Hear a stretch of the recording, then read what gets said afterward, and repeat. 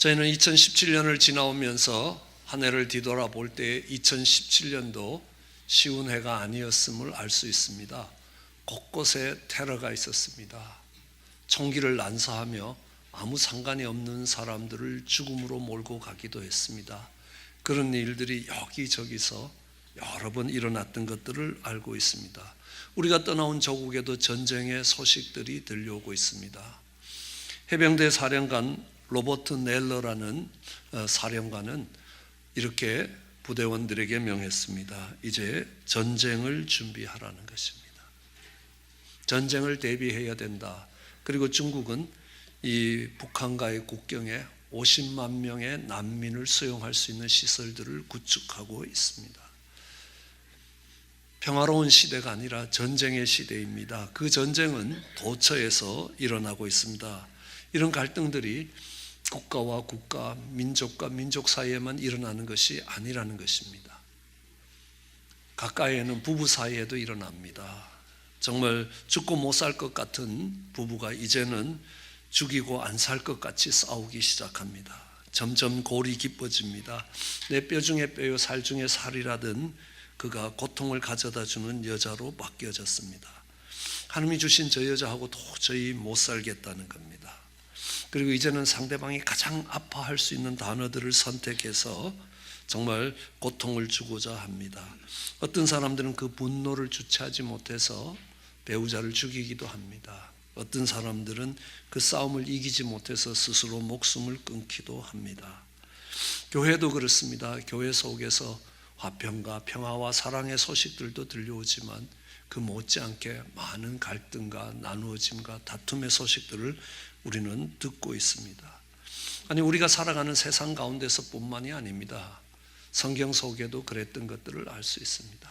성경 속의 교회들도 그렇습니다. 가장 성령 충만했다는 초대교회도 아주 치사하게 먹는 문제로 히브리파와 헬라파가 나누어져서 갈등했던 것들을 알 수 있습니다. 가장 영적인 은사가 풍성하게 나타났다는 고린도 교회도 4개의 그룹으로 나누어져서 서로 싸우고 다투는 모습들을 봅니다. 나는 베드로에게 속했고, 나는 바울에게 속했고, 나는 아볼로에게 속했고, 나는 직통 계시를 받는 그리스도에게 속했다고 하면서 싸우는 그들에게 바울은 사랑은 오래 참는 것이라고 가르쳐야만 했던 것을 알 수 있습니다. 빌립보 교회를 보더라도 알 수 있습니다. 바울이 가장 사랑했고 가장 칭찬했고 기쁨이 가득한 그런 편지로 쓰여진 빌립보 교회도 여성교회 지도부 속에 갈등이 있었습니다. 요오디아와 순도계 속에 갈등이 있었습니다. 아니, 가장 성령 충만하다고 이야기하는 바울과 바나바 사이에도 아주 첨예한 갈등이 있었습니다. 영어로는 샤프 컨플릭트, 첨예한 대립이 있었습니다.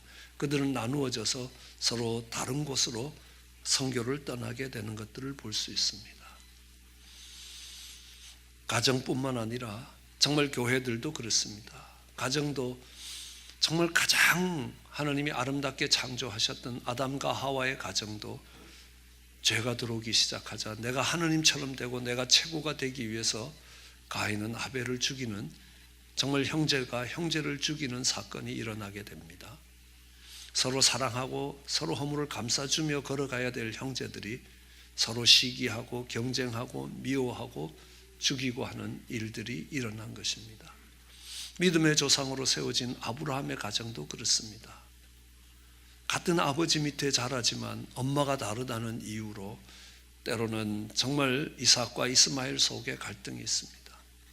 아브라함의 손자였던 야곱과 에서는 쌍둥이였습니다. 누구보다도 닮았고 누구보다도 같은 유전인자를 갖고 있으면서도 불구대천지 원수가 됩니다. 같은 한 해를 치고 살 수 없는 사람이 되어버렸습니다. 네가 죽든지 내가 죽든지 둘 중에 하나가 죽어야 끝나는 싸움들을 싸워가고 있는 것들을 보게 되는 것입니다. 그 외에 많은 곳에 성경 속에는 그 싸움과 갈등들이 그치지 않았던 것을 알 수 있습니다. 그런데 그 싸움과 갈등들이 그쳐질 수 있습니다. 언제 그쳐질 수 있느냐? 오늘 본문에 보면요, 그 싸움과 갈등이 그쳐지는 모습들을 오늘 본문 성경 5절은 이렇게 설명합니다. 군인들이 이제 갑옷을 태운다는 겁니다. 피 묻은 복장을 불에 살라버린다는 겁니다. 이제 싸울 수 있는 도구들이 필요가 없다는 겁니다. 더 이상 전쟁이 없다는 것을 이야기합니다. 아니, 이 갑옷을 왜 버립니까? 갑옷은 싸움을 위해서 준비한 것입니다. 그런데 이 갑옷이 더 이상 필요가 없는 시대가 왔다. 왜냐하면 그 이유는 한 아이가 우리에게 낳기 때문이라. 한 아이가 우리에게 낳는데 그 아이로 인하여 이제 전쟁이 그쳐지고 평화가 찾아왔다. 그는 평강의 왕으로 왔다. 그 아이가 누구냐 하면 바로 예수 그리스도라는 겁니다. 그 아이가 우리에게 남으로 인하여 우리 속에 일어났던 갈등과 아픔들이, 경쟁들이, 싸움들이 그쳐지고 갑옷을 태우고 피 묻은 상처 입은 그 심령들을 버릴 수 있는 그런 역사가 일어나는 것, 다른 길이 없다.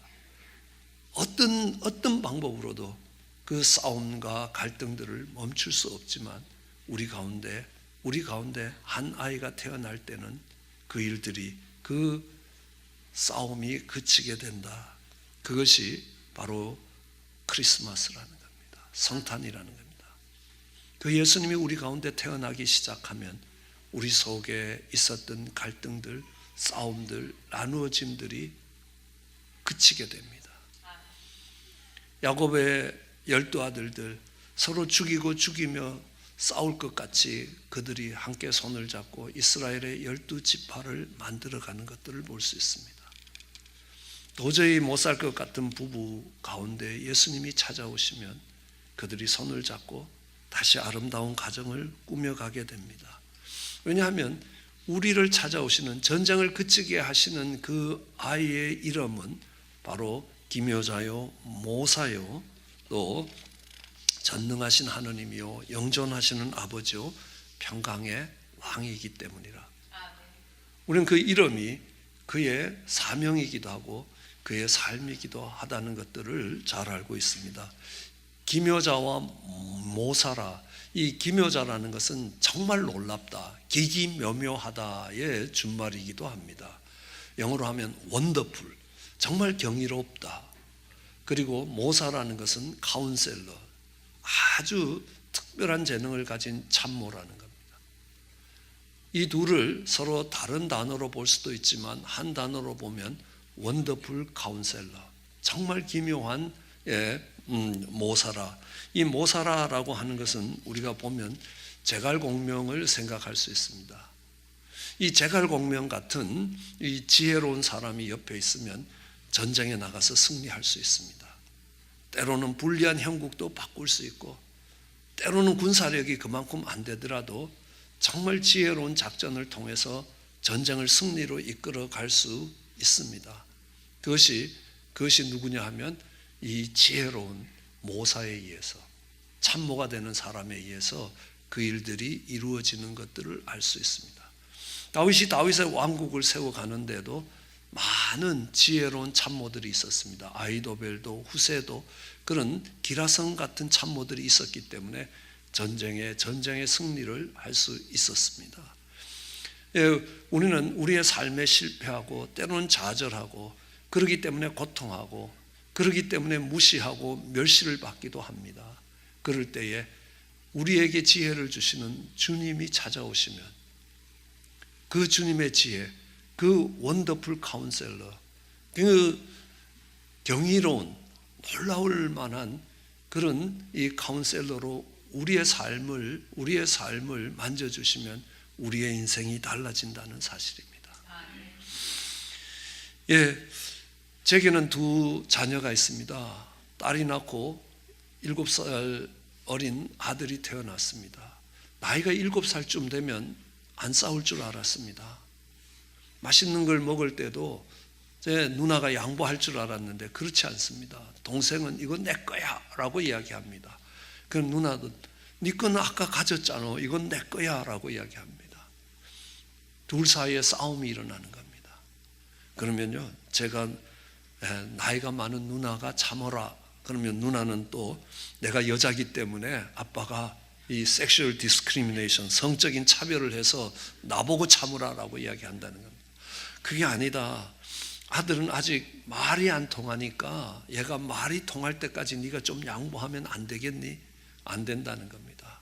아빠는 매일 동생 편에 서서 동생 편만 들고 있기 때문에 이제는 더 이상 참을 수가 없다고 이야기합니다. 예. 이게 한 번, 두 번은 괜찮은데 계속 반복되니까 굉장히 힘든 문제가 됐습니다. 그러는 중에 창세기를 읽어가는 동안에 아브라함의 목자와 롯의 목자가 싸우는 것들을 보게 됐습니다. 그래서 딸을 불렀습니다. 아브라함의 목자와 롯의 목자가 어떻게 싸웠느냐고. 예, 크리스천 스쿨을 다녔고 교회를 다녔던 저희 딸은 아주 자랑스럽게 그 사건을 설명합니다. 그래, 아브라함이 어떻게 했니? 네가 동을 택하면 내가 서를 택하고 네가 서를 택하면 내가 동을 택할 거다. 그래, 그렇게 하던 아브라함에게 하나님이 어떻게 하시든 동서남북을 보라. 롯이 가지고 나간 동쪽까지도 포함해서 동서남북이 너와 내 후손의 땅이 될 것이다. 그때 저는 이렇게 물었습니다. 너는 동생과 싸울 때 어떡할래? 예, 그로부터 저희 집에 전쟁이 그쳤습니다. 아무리 내가 갖고 있는 지혜를 가지고 누나와 동생의 전쟁을 말리려고, 딸과 아들의 전쟁을 말리려고 아무리 지혜를 짜내고 내가 배웠던 많은 도덕을 가지고 그들을 가르쳐도 안 되더라는 겁니다.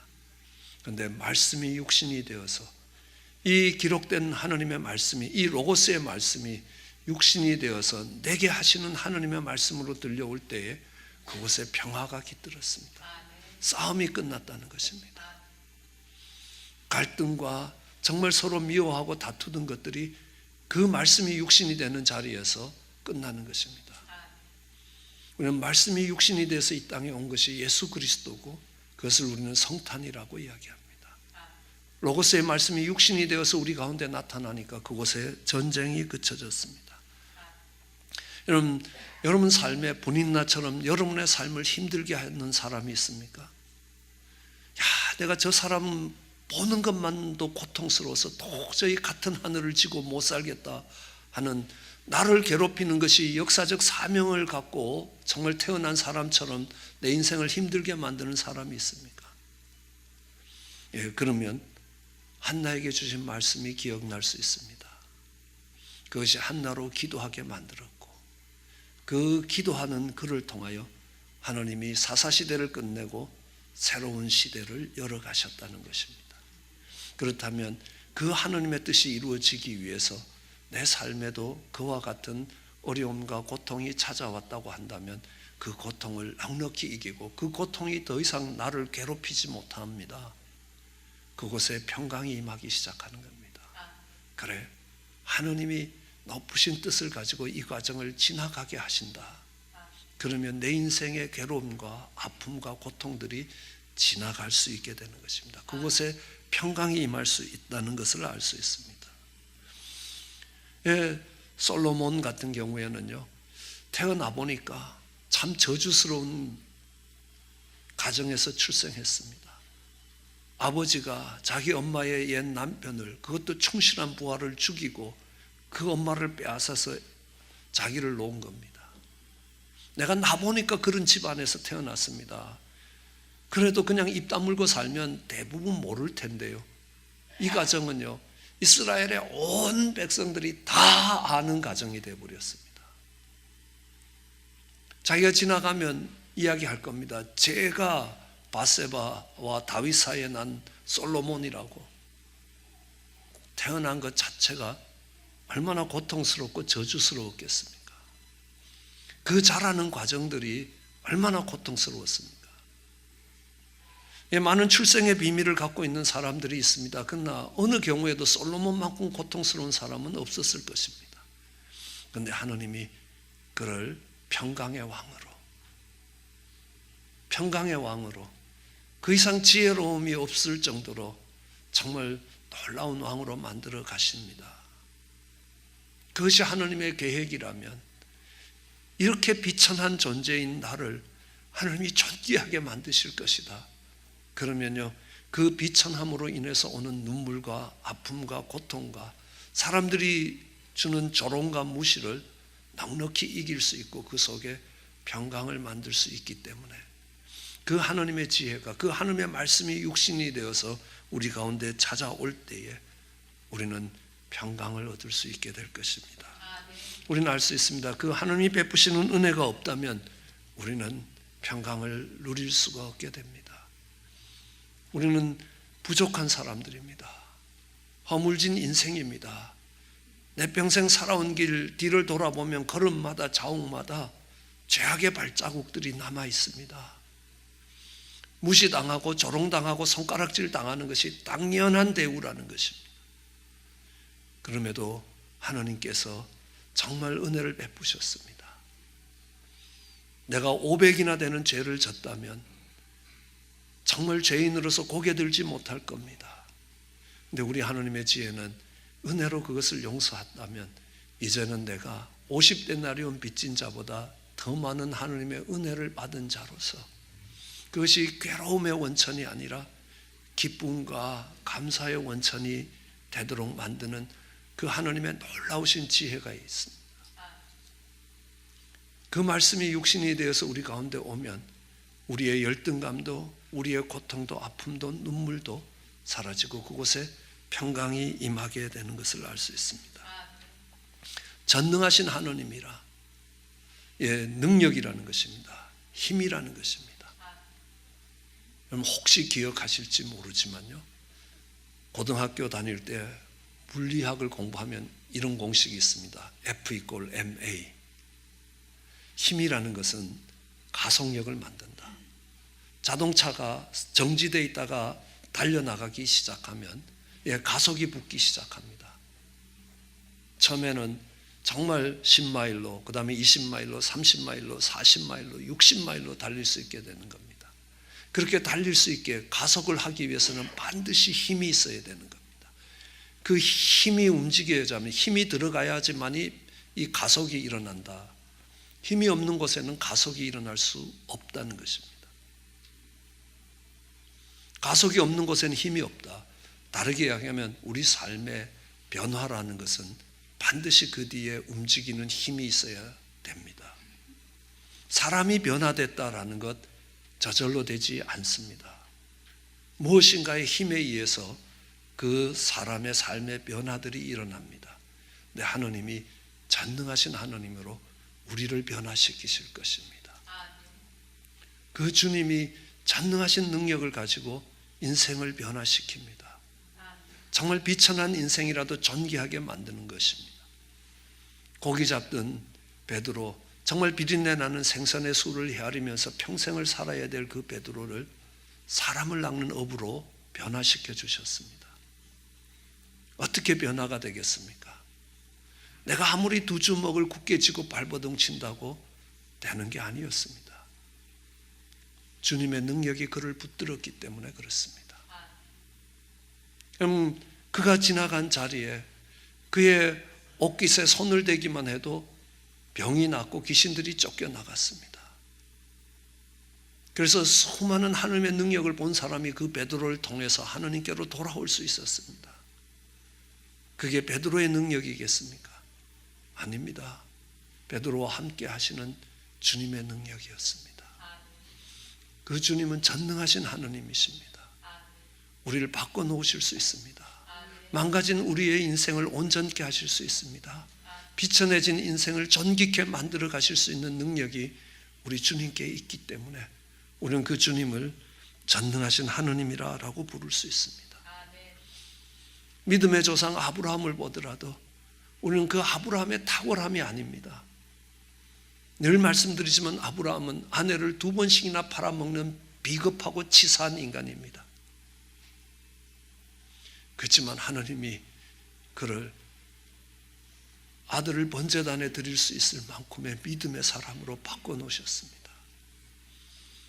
그것이 아브라함의 결심이고 그것이 아브라함의 능력이 아닙니다. 우리 주님의 능력입니다. 주님이 그 아브라함으로 그렇게 변화되는 인생을 살 수 있게 됩니다. 우리가 무능하다고 생각할 때에 우리 주님은 전능하신 하나님으로 우리에게 다가올 것입니다. 우리 주님을 우리는 영존하시는 영원하신 아버지라고 일컫습니다. 예, 저는 가끔 어린 자녀들이 아버지의 손을 잡고 가는 모습들을 봅니다. 그 아버지의 손을 잡고 가는 아들의 얼굴에는요, 기쁨이 있고 평강이 있습니다. 그런데 때로는 정말 부모님이 어디 갔는지 알 수가 없고 혼자 남아서 두리번 거리면서 주변을 돌아보면서 부모를 찾는 어린 아이의 얼굴에 두려움과 불안이 깃들어 있는 걸 알 수 있습니다. 그런데 아버지가 나타나서 그 아들의 손을 잡을 때 그 아들의 마음에 기쁨과 평안이 임하는 것들을 보게 됩니다. 제가 보니까 그 아버지 별로 실력도 없고 별로 힘도 없습니다. 그럼에도 불구하고 그 어린 아들은 아버지의 손을 잡을 때 너무너무 행복한 겁니다. 세상을 다 얻은 것 같은 평안이 있습니다. 그런데 전능하신 능력을 가진 하나님께서 정말 우리의 손을 붙드실 때에 그때에 우리의 평안이 오는 것입니다. 세상의 아버지는 영원토록 함께 할 수 없습니다. 대부분의 경우에는 자녀들보다 먼저 세상을 떠나게 됩니다. 자녀들의 남은 인생의 여정들을 돌봐줄 수 없게 됩니다. 그렇지만 영원토록 함께 하시는 그 주님이 계실 때, 주님이 우리를 찾아오실 때 우리에게 기쁨과 평강이 이루어지는 것입니다. 우리는 영원하신 아버지라고 이야기할 때 생각해 봐야 될 것이 있습니다. 하나님이 천지를 창조하시고 아담과 하와에게 이렇게 말씀하십니다. 이 선악과를 따먹지 말라. 이 선악과를 먹으면 죽으리라 라고 말씀하십니다. 그 말은 어떤 말이냐 하면 선악과를 안 따먹으면 살리라 라는 말도 같은 말입니다. 그렇지만 1년을 살고 10년을 살고 100년, 1000년을 살더라도 어느 날 선악과를 따먹는 날 죽게 되는 것입니다. 이제 선악과를 따먹고 죽음에 놓이게 되었습니다. 죽음에 놓인 그 인생들을 향하여 하나님이 말씀하십니다. 내가 그 죄를 예수 그리스도를 통해서 용서했으니 그 예수 그리스도를 믿으라는 것입니다. 그러면 살리라는 것, 믿지 않으면 죽으리라는 말입니다. 이제 믿었습니다. 선악과를 따먹지 않는 것이 조건이 됐을 때는요, 언젠가 무너질 수 있는 가능성이 있는 것입니다. 그렇지만 너희의 믿음으로 내가 너희를 건지겠다고 하면 그들이 믿었다는 사실로 인하여 이제는 영원히 그 구원이 취소되지 않습니다. 그렇기 때문에 영원한 것이라. 예수 그리스도로 죄악으로 무너진 인생을 찾아오신 그 예수 그리스도로 인하여 다시 주어지는 생명, 그것 때문에 다시 하나님과의 관계가 회복될 때의 그 관계는 영원한 관계가 되는 것입니다. 그러기에 영원하신 아버지라. 그리고 끝으로 이야기합니다. 평강의 왕이라고. 우리는 주님이 우리를 찾아오셔서 우리의 죄짐을 담당하기 위하여 십자가에 죽으신 그 주님을 바라보면서 우리가 마음에 세상이 줄 수도 없고 세상이 빼앗아 갈 수도 없는 평강을 가질 수 있습니다. 왜냐하면요, 아들을 주신 분이 무엇을 아까워서 안 주시겠는가? 아들을 허락하셨다면 무엇을 은사로 주시지 않겠느냐? 무엇을 은혜의 선물로 주시지 않겠는가? 그럼 우리가 살아가는 동안에 부족한 것이 있습니까? 왜 하나님이 내 이 부족한 것들을 허락하지 않느냐? 저는 이런 생각을 해봅니다. 정말 아이가 제대로 걷지도 못하고 제대로 기지도 못할 때 그 아이 손에 절대로 칼을 들려주지 않는다는 사실입니다. 왜냐하면 칼을 가지고 할 수 있는 많은 일들이 있습니다. 요리를 할 수도 있고 내가 필요한 것들을 만들 수도 있습니다. 그러나 그 칼이 그를 찌를 수 있다는 것도 사실입니다. 기어다니는 어린 자녀에게 정말 연필을 손에 쥐어주지 않습니다. 혹시 넘어지면서 그것이 그의 눈을 찌를까 하는 염려입니다. 내가 저걸 갖고 놀아야 되고 저걸 갖고 뭔가를 써야 되는데 엄마는 그걸 내 손에 쥐어주지 않는다는 겁니다. 힘들 수도 있습니다. 그러나 그가 자란 뒤에 공부하겠다고 하면요, 연필 한 자루가 아니라 한 타스도 사다 주는 겁니다. 열심히 공부하라고요. 내가 준비가 되지 않기 때문에, 그것이 내게 유익이 되지 않기 때문에 하나님이 허락하지 않으시는 것이라. 하나님이 아까워서, 하나님이 능력이 부족해서 그것을 허락하시는 것이 아니라면 내가 어떤 형편과 처지에 있을지라도 이것은 하나님이 내 인생을 향하여 주시는 최선이라는 것들을 인정할 수 있습니다. 어떤 무너진 자리에서도 하나님이 다시 회복하셔서 정말 내 죄가 500이 되더라도 하나님이 그걸 용서하시는 날 내 은혜의 크기가 500이 되도록 만들어주시는 하나님입니다. 그렇기 때문에 내게 주어진 이것을 볼 때에 아들을 주신 하나님이 어떤 것도 우리에게 은사로 주시기를 아까워하지 아니하신다면 오늘 우리가 주어진 자리에서 우리는 기쁨과 평강을 누릴 수 있게 되는 것입니다. 다툼과 싸움이 있습니다. 서로 경쟁합니다. 무시하고 멸시합니다. 성경이 이야기합니다. 오늘 본문 읽은 첫 부분에 보면요, 그 스불론과 납달리 갈릴리에 있는 사람들 무시와 멸시를 받았습니다. 전에 고통하던 자들에게 이제 흑암이 없어질 것이라고 이야기합니다. 멸시를 당하던 자들, 하나님이 그들을 영화롭게 하실 것이라고 이야기합니다. 흑암에 앉아있던 백성들이 큰 빛을 보았다라고 이야기합니다. 그늘진 땅에 있는 자들에게 빛이 비추어지는 것입니다. 우리가 그런 어둠에 있을 때에도 그렇게 정말 무시와 멸시와 비교와 경쟁과 갈등과 나눔과 다툼과 싸움이 있는 그 참혹한 땅에 한 아이가 태어나면 그 싸움이 그친다는 것입니다. 서로 잘난 것을 붙들기 위해서 경쟁하던 그 경쟁도 아무 의미가 없어진다는 것입니다. 왜냐하면요, 그가 원더풀 카운셀러, 기묘자요 모사이기 때문에 그렇습니다. 그에게 전능함이 있기 때문에 영존하시는, 잠시 잠깐 허무한 인생이 아니라 영존하시는 아버지이기 때문에 우리에게 어떤 형편과 처지에서도 우리에게 평강을 주시는 평강의 왕이기 때문입니다. 말씀이 육신이 되어서 이 땅에 오신 그 예수 그리스도가 정말 태어나면, 우리 가운데 일어나면 우리의 인생이 달라질 것입니다. 그런 성탄이 되시기를 주의 이름으로 축원합니다. 기도하시겠습니다. 사랑과 은혜가 많으신 하나님,